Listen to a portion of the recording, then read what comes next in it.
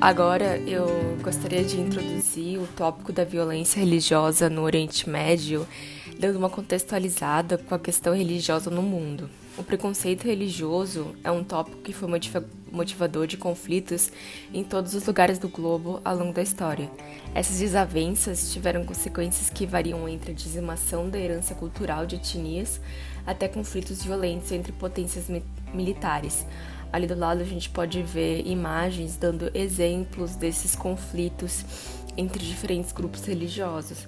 As cruzadas são um exemplo muito forte, marcado na história, que foi uma disputa de terras entre a população islâmica da época e a Igreja Católica. A Guerra do Afeganistão, que ainda é muito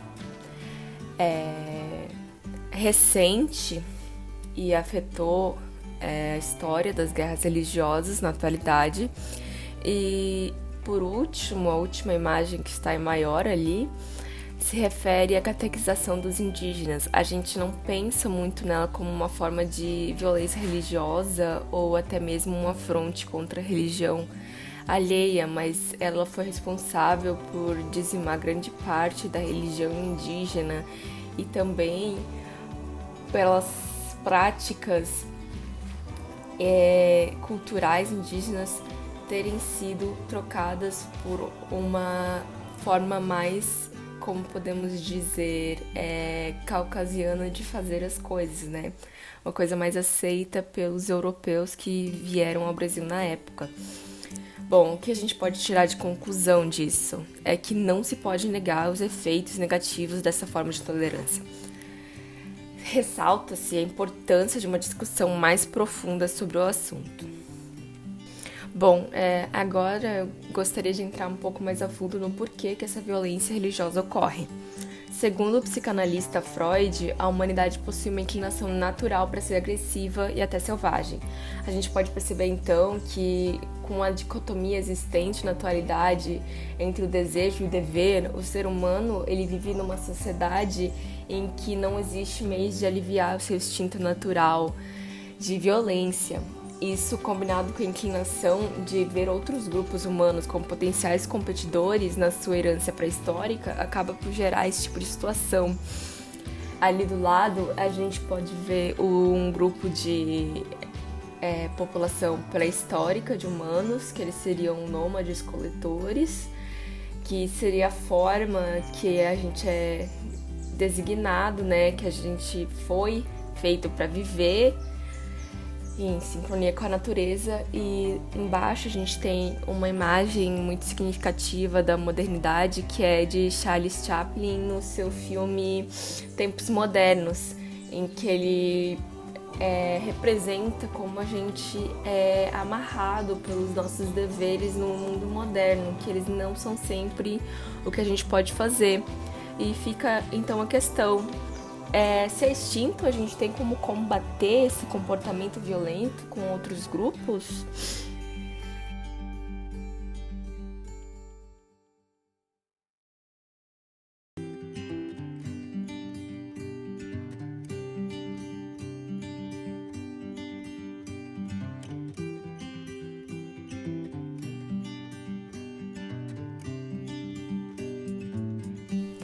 A resposta da pergunta que eu fiz no slide anterior é sim, a gente pode evitar os conflitos entre religiões. Isso pode ser conseguido lidando com as violências de maneira saudável e natural e achando meios de descarregar os desejos primitivos que estão sendo reprimidos de uma forma não prejudicial. A imagem ao lado representa a restrição de liberdade de religiões no mundo. A gente pode ver nas áreas onde o vermelho está mais forte, as regiões onde há mais restrição à religiosidade. Uma dessas áreas seria a do Oriente Médio. E ela coincide com os conflitos entre diferentes religiões.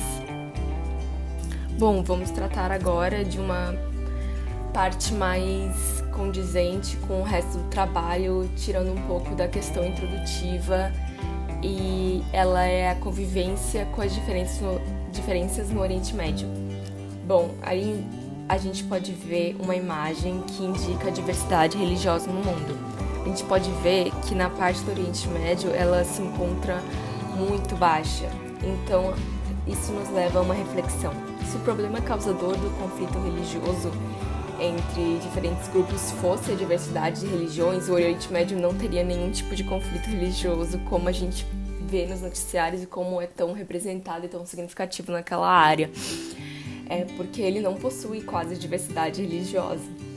Isso mostra que o problema não reside na diferença, mas na liberdade dos cidadãos. A gente vê que existe uma grande restrição por parte do governo, sendo que as próprias leis são regidas pela religião lá.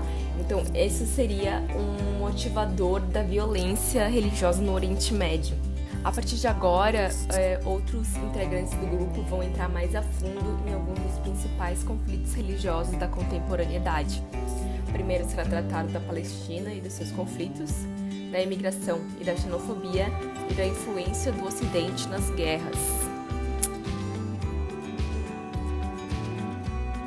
Agora iremos falar um pouco sobre a questão da Palestina, os conflitos que decorreram, o motivo por terem acontecido e como é que está a situação na região hoje em dia.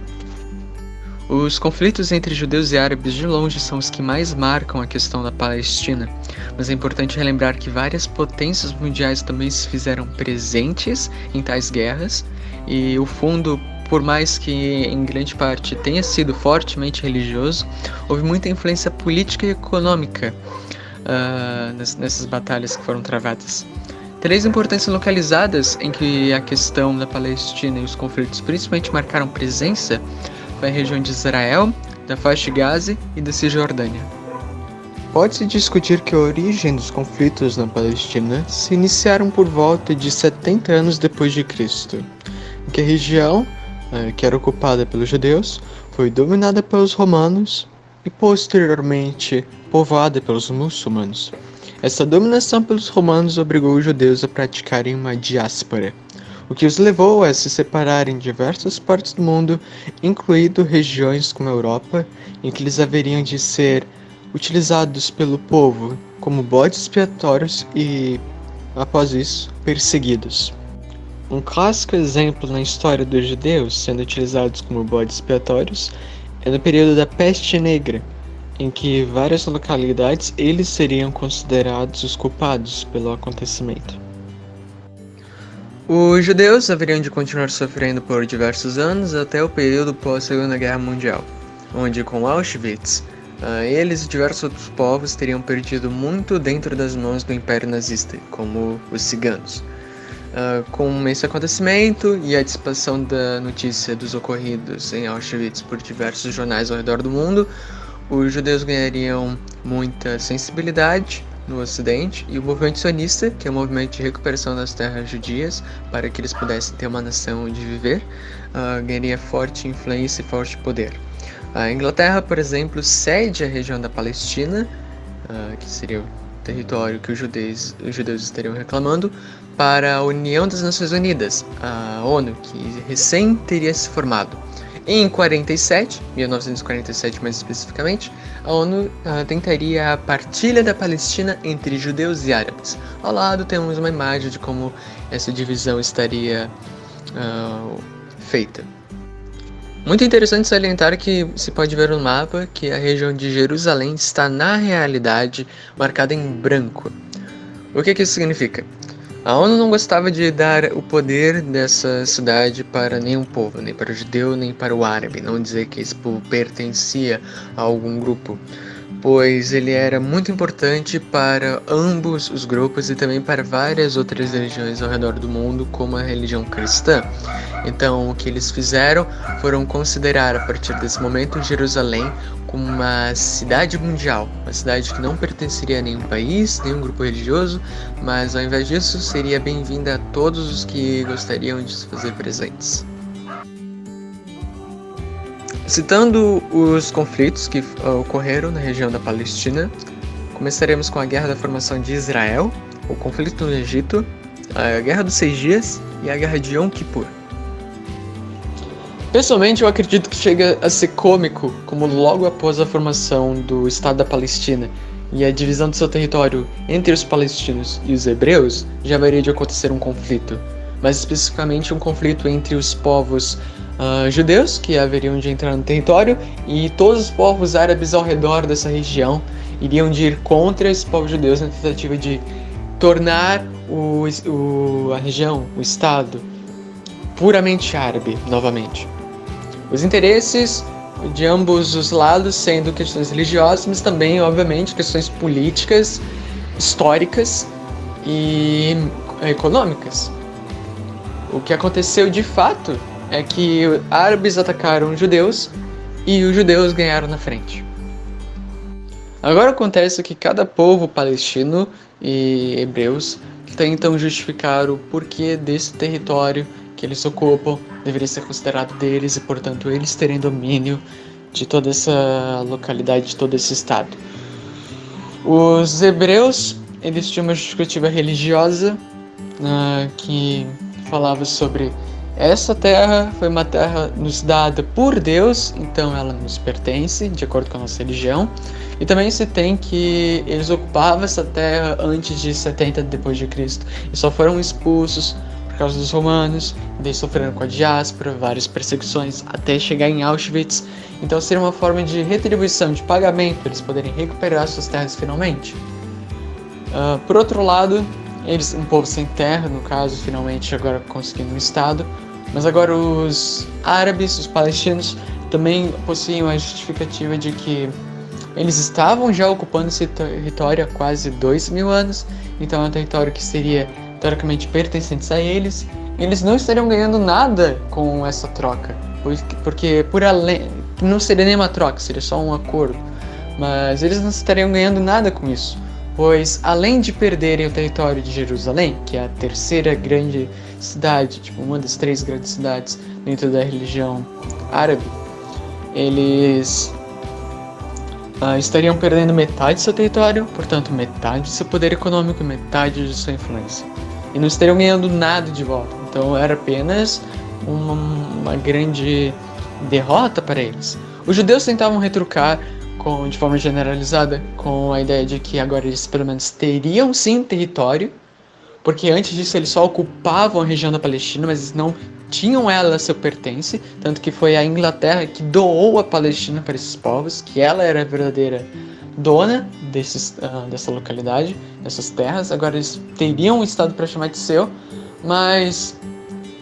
seja como cada um tentava se justificar, conseguimos ver à direita um mapa da Palestina de 1949 a 1967, que mostra o resultado da Guerra da Formação de Israel, com o povo judeu, agora tendo esse estado, a qual eles deram o nome de Estado de Israel, ocupando quase a região da Palestina inteira, deixando apenas a faixa de Gaza e Cisjordânia fora de seu controle territorial, fora de sua marcação territorial, e são os locais ocupados pelo povo palestino. O conflito aconteceu. E eu concordo que, caramba, chega a ser surpreendente que os judeus, que eram apenas metade do país da Palestina, conseguiram ganhar contra metade desse país e vários outros juntos, como o Egito, Síria e Jordânia. Como é que isso haveria de acontecer, afinal de contas? E o que acontece é que era literalmente uma luta de paus e pedras contra tanques de guerra. Os tanques de guerra sendo o povo judeu. Porque o que acontecia é que parte da justificativa, os judeus eles tinham uma cultura de mexer com o dinheiro e de uma maneira muito eficiente. Porque, por exemplo, durante a Idade Média, com a fundação de bancos, etc., Idade Moderna junto, os judeus seriam os responsáveis por administrar o dinheiro, porque a religião cristã tinha preconceito em administrar o monetário, então isso ficaria por parte do trabalho das famílias judias. Então eles foram cultivando muito essa cultura de mexer com dinheiro, mexer com riquezas, e trazeram muito desse lucro que tiveram ao decorrer das famílias, que eles ainda conseguiram manter, para o estado deles. Então, com todo esse poder de capital, a região que eles ocupam hoje em dia é considerado um país europeu no meio do Oriente Médio, porque é uma região muito rica, é uma região muito bem desenvolvida, é uma região que realmente mostra que eles têm uma grandes habilidades quando a questão é administração de capital e de recursos. Em 1967, então, ocorre a Guerra dos 6 Dias, também chamada de Massacre dos 6 Dias, em que Israel realiza um ataque preventivo contra os povos árabes próximos, dizendo estar tentando defender seu território de um ataque surpresa árabe. A questão é que esse ataque preventivo, ele deixou uma grande perda de sangue, muitas pessoas mortas nos conflitos, mas principalmente grandes alterações nas fronteiras israelitas. E essas alterações nas fronteiras, por mais que fosse um ataque preventivo, a expansão que ocorreu anexou estranhamente muitas localidades estratégicas para o povo israelita, como as colônias de Golã, onde fica a nascente do Rio Jordão, que é uma região econômica e também estratégica muito importante, uma nascente de água potável, etc. A Cisjordânia, outra região anexada, que é o corpo do rio Golã, também igualmente importante. A faixa de Gaza, não necessariamente tendo uma justificativa o porquê dela ter sido ocupada, podendo ser mais região à margem do mar Mediterrâneo, é ainda uma região importante. A Península de Sinai, que é caracterizada pelo Canal de Suez, ou seja, grande domínio econômico agora nessa região. E, finalmente, Jerusalém, que deixa de ser agora uma cidade mundial e passa a ser pertencente ao Estado de Israel, sem grandes justificativas necessárias a serem dadas. É claramente o símbolo religioso para o povo israelita, bem autoexplicativo o porquê dessa região teria seu território anexado a Israel. Aqui nós temos uma imagem sobre antes e depois da Guerra dos 6 Dias, em 1967, em que nós vemos Israel mais que dobrando de tamanho nesse curto período de tempo.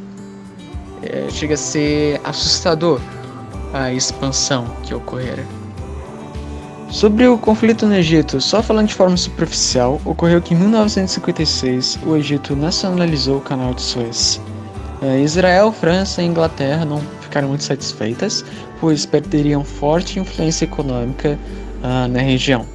Mas enquanto esses três países estavam quase invadindo o território egito e ameaçando um conflito militar, o Egito, que não era comunista, mas tinha uma associação com a União Rússia Socialista Soviética, decidiu chamar esse grande irmão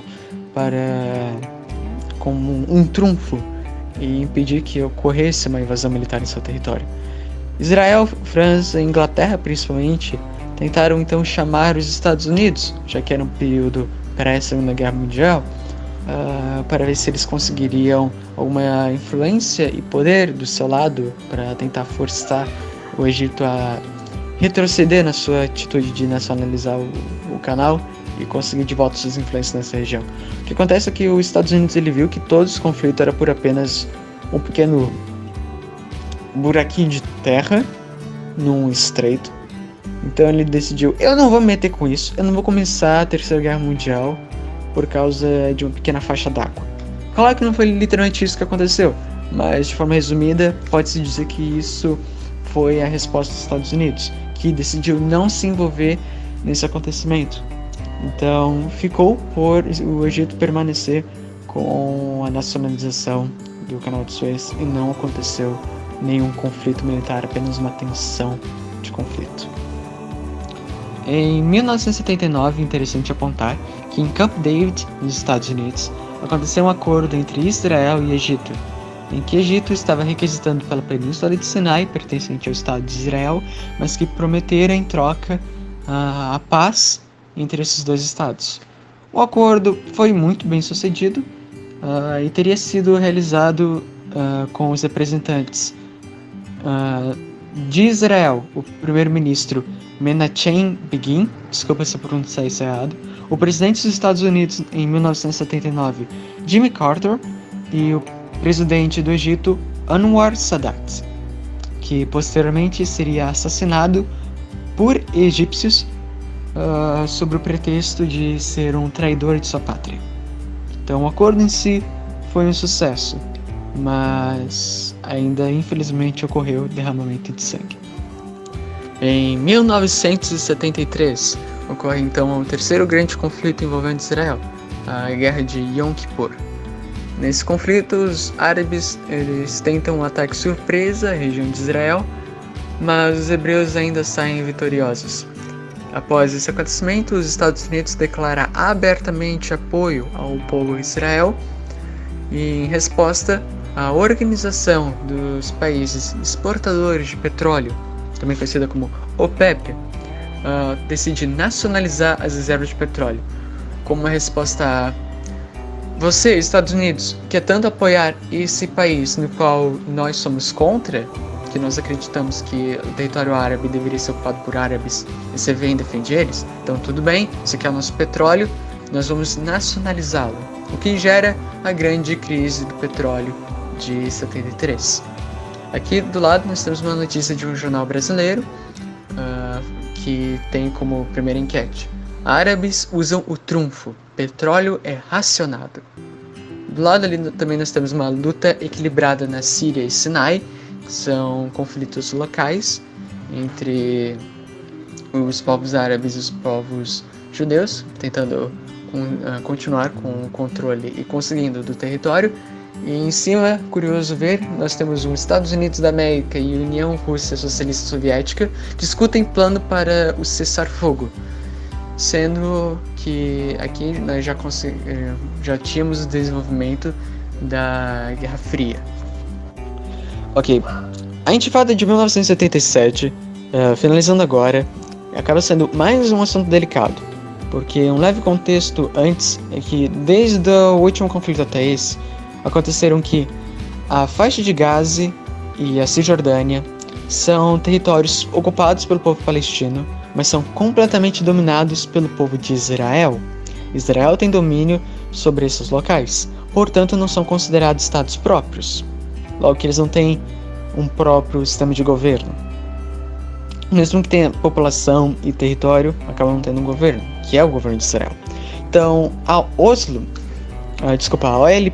que é a Organização para a Libertação da Palestina, decidiu realizar um acordo em Oslo, uma cidade norueguesa, tentando trocar paz dos povos árabes e palestinos para com o povo israelita, em troca de domínio sobre a região da Cisjordânia e da faixa de Gaza, tendo uma independência entre si. O que acontece é que esse acordo foi um grande fracasso, organizado, como nós vemos na imagem direita, entre Bill Clinton, presidente dos Estados Unidos, ao meio, Yasser Arafat, à direita, e Isaac Rabin, à esquerda, Yasser representando a OLP e Isaac representando o Estado de Israel. No acordo não foi bem visto pelos olhos dos israelitas, logo que a OLP deixa sob comando da Cisjordânia um grupo terrorista que tinha como bandeira a destruição de Israel, denominado Hamas, que já havia sido responsável por várias revoltas palestinas. Então, até hoje, a atual data presente, o estado de Cisjordânia e da faixa de Gaza não existem.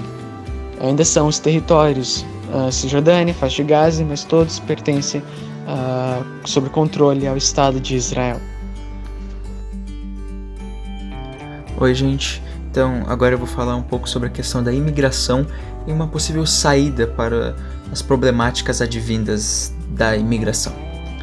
Bom, como vocês devem saber, toda essa região do Oriente Médio ela é muito rica no viés tanto histórico, quanto geográfico, quanto cultural. Entretanto, ela é uma região que é muitas vezes mergulhada em conflitos, exatamente por conta de algumas contradições que existem entre as próprias culturas. E Até por conta desses conflitos é que os cidadãos dessas diversas nações acabam decidindo tentar a sorte e buscar abrigo, ou até mesmo um reinício assim para toda a família em outros países. Só que nem todas as políticas de acolhimento das outras nações conseguem dar conta desse expressivo número que vem de imigrantes. Então por isso eu reuni aqui alguns dados em relação especialmente à Suécia, porque ela foi um país que recebeu bastante gente, especialmente lá na época do auge da imigração, que foi lá em 2015. Bom, como eu botei aqui, já em 2015, 4 milhões de sírios tinham fugido do seu país, sendo predominantemente aceitos por países como a Suécia. Entretanto, em comparação, pouco mais de 1.000 haviam sido aceitos pelos Estados Unidos, enquanto nações como o Líbano, a gente sabe que está passando por muita dificuldade agora, cuja população inicial era de 4 milhões, acolheu mais de 1 milhão de refugiados. Então, de cara, você já percebe, né, que nações menores, geograficamente menores, acabam aceitando muito mais gente. Isso acaba sobrecarregando muitas vezes o próprio sistema de governo que lá tem, né? Só que, por outro lado, né, além de toda essa questão, a Suécia também demonstra muito mais aceitação por sírios que por afegãos, sendo esses, os afegãos, expressivamente deportados. Eu até achei um dado aqui, lá da época, dizendo que dos 160 mil imigrantes que lá estavam alojados, 80 mil deveriam ter sido mandados embora. E tanto que eu trouxe aqui essa tabela aqui do lado, mostrando que os países que mais buscavam asilo lá na Suécia eram a Síria e o Afeganistão. Bom, então só por essa breve análise, a gente já consegue perceber que, além de toda essa questão do governo e das políticas de acolhimento, também existe um viés tendencioso ao aceitar imigrantes. Ademais, as políticas de restrição a 7 países de maioria muçulmana por parte dos Estados Unidos são pautadas em xenofobia ou medo, tendo em vista que os próprios integrantes do governo dos Estados Unidos, na área de defesa, questionaram essa decisão.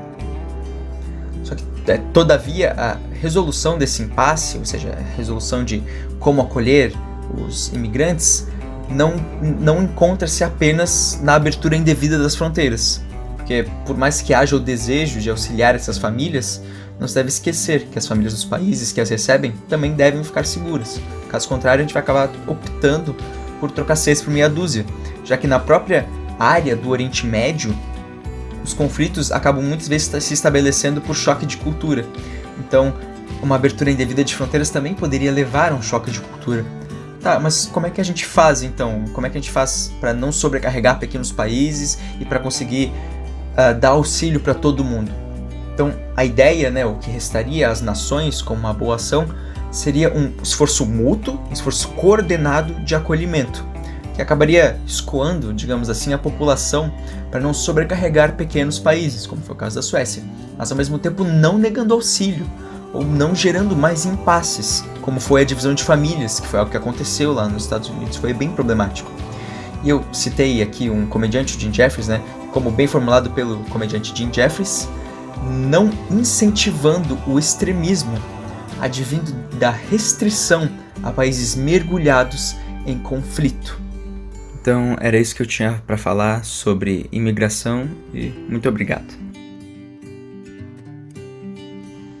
Após a explicação do meu colega Felipe, vou falar um pouquinho sobre a xenofobia, que é uma das principais problemáticas por causa dessa imigração. Primeiramente, a gente tem que entender o que é a xenofobia. A xenofobia são atitudes, preconceitos ou comportamentos que rejeitam, excluem ou difamam alguma pessoa ou alguma outra cultura.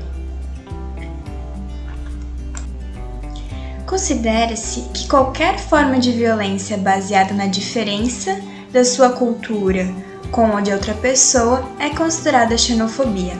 Ela pode ser tanto psicológica, quando você maltrata essa pessoa com palavras de baixo calão, ou até mesmo em casos mais graves de violência e morte. Você deve estar se perguntando o porquê que algo tão ruim assim como a xenofobia existe.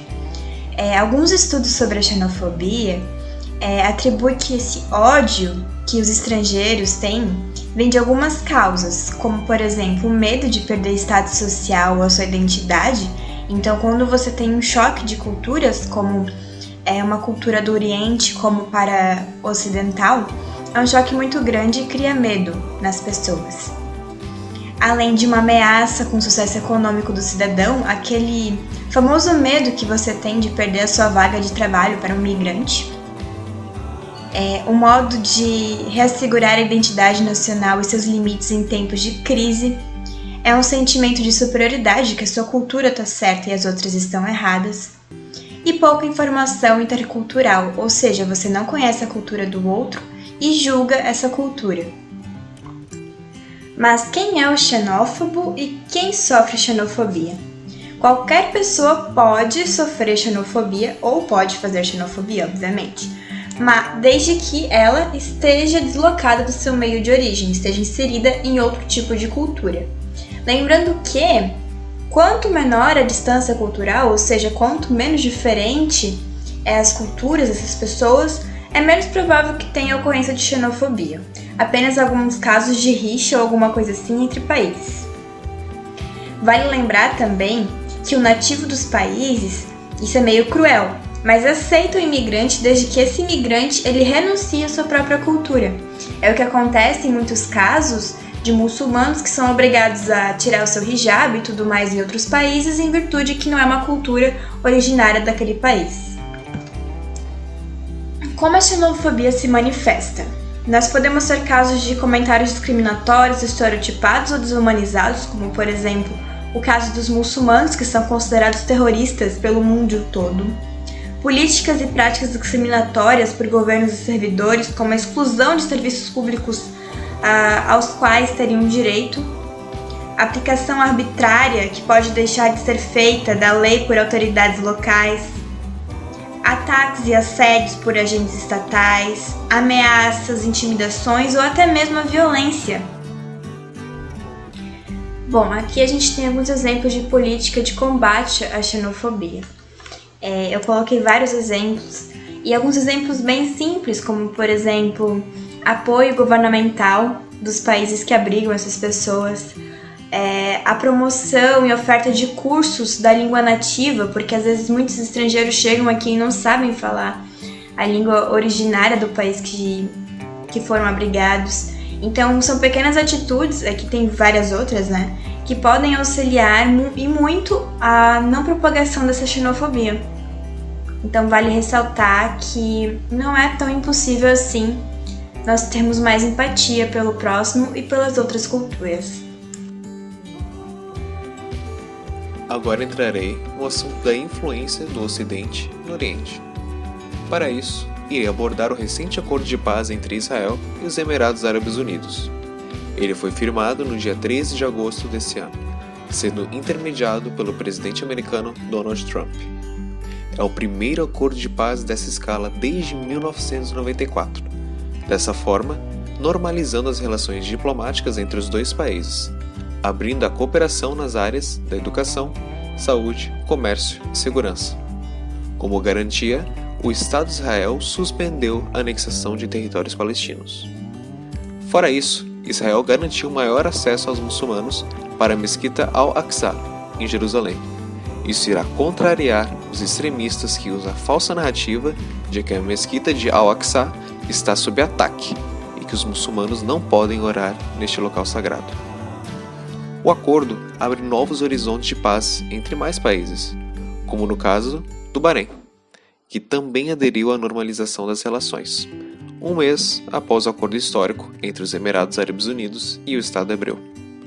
Mas será que isso vai ficar só no papinho? Felizmente, parece que não. Pela primeira vez, um navio de carga vindo dos Emirados Árabes Unidos atraca em Porto Israelense. Abre aspas. Este é um evento emocionante e histórico. É simbólico que o primeiro navio cargueiro dos Emirados chegue exatamente ao mesmo tempo que a aprovação do acordo histórico do governo israelense. Fecha aspas, disse Israel Armoni, presidente da Haifa Port Company, ao Port to Port. Outro exemplo é a companhia aérea Emirates.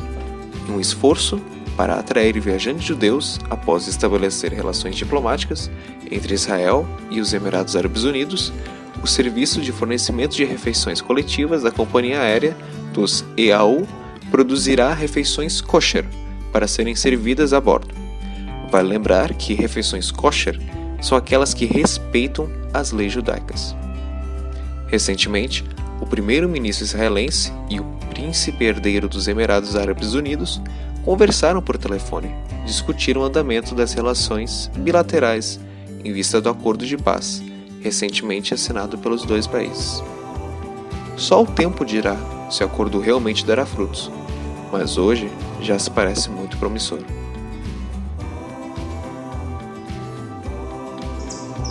Para contextualizar com o nosso curso, escolhemos falar um pouco sobre os Médicos Sem Fronteira. Os Médicos Sem Fronteira é uma organização internacional, não governamental e sem fins lucrativos, que oferece ajuda médica e humanitária a populações em situação de emergência, em casos como conflitos armados, catástrofes, epidemias, fome e exclusão social.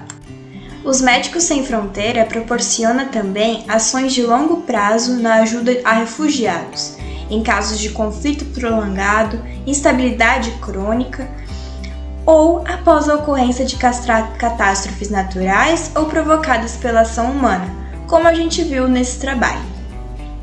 A Carta de MSF indica que as intervenções são realizadas em nome da ética médica universal e não permite nenhuma discriminação de raça, religião, filosofia ou política.